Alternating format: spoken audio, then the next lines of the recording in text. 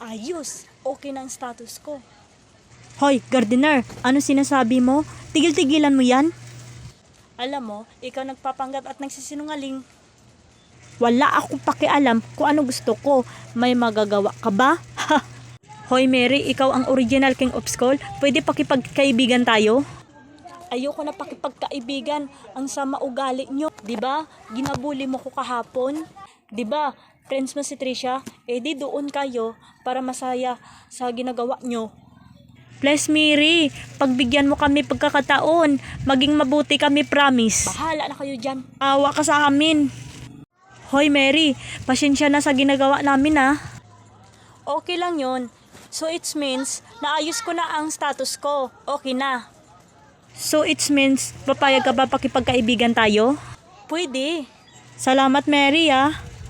Okay sige, walang anuman.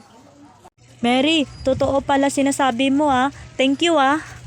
Okay lang April, nagsasabi na lang ako ng totoo. April, ako ang king of school.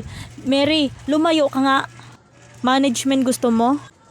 Ano gawin na lang kay Trisha? Palitan ko na ang king of school. Ano sa patingin niya?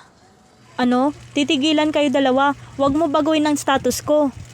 Okay, umalis ka na sa harapan namin.